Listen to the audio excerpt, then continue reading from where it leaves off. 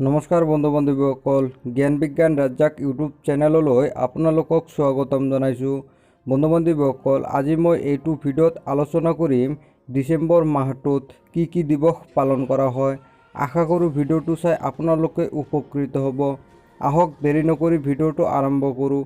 ভিডিঅ'টো আৰম্ভ কৰাৰ আগতে যিসকল বন্ধু বান্ধৱীয়ে মোৰ চেনেলত নতুন, অনুগ্ৰহ কৰি চেনেলটো ছাবস্ক্ৰাইব কৰি ল'ব আৰু লগতে থকা বেল আইকনটো প্ৰেছ কৰা যাতে পাহৰি নাযায়।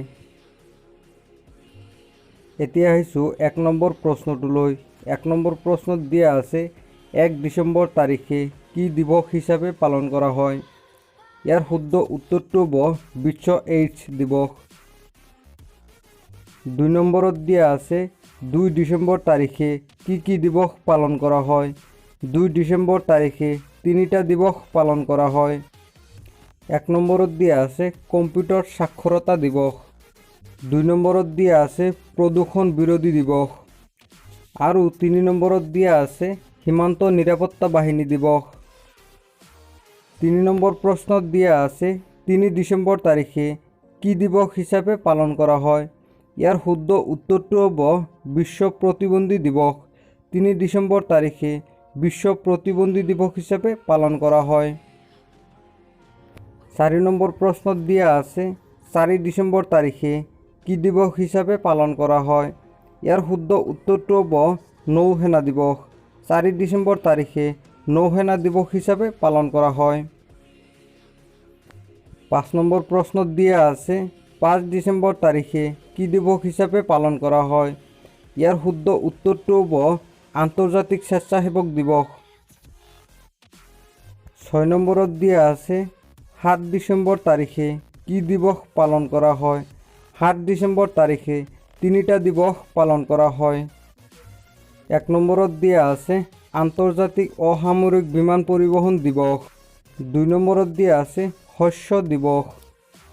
3 নম্বৰত দিয়া আছে সেনাবাহিনী পতাকা দিৱস।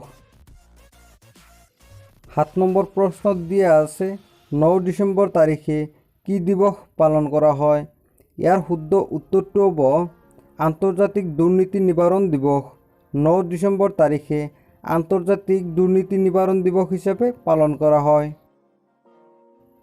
8 নম্বৰত দিয়া আছে 10 ডিচেম্বৰ তাৰিখে কি দিৱস হিচাপে পালন কৰা হয়।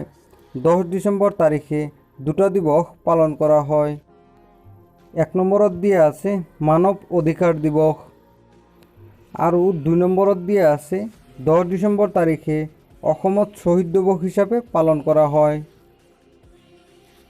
9 নম্বৰত দিয়া আছে 11 ডিচেম্বৰ তাৰিখে কি দিৱস পালন কৰা হয়। ইয়াৰ শুদ্ধ উত্তৰটো হ'ব আন্তৰ্জাতিক গিৰি দিৱস। 11 ডিচেম্বৰ তাৰিখে আন্তৰ্জাতিক গিৰি দিৱস হিচাপে পালন কৰা হয়।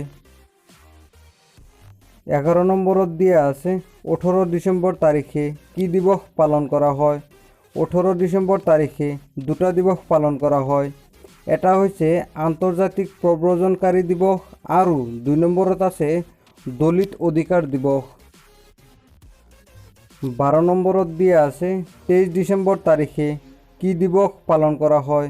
ইয়াৰ শুদ্ধ উত্তৰটো হৈছে কৃষক দিৱস। 23 ডিচেম্বৰ তাৰিখে কৃষক দিৱস হিচাপে পালন কৰা হয়।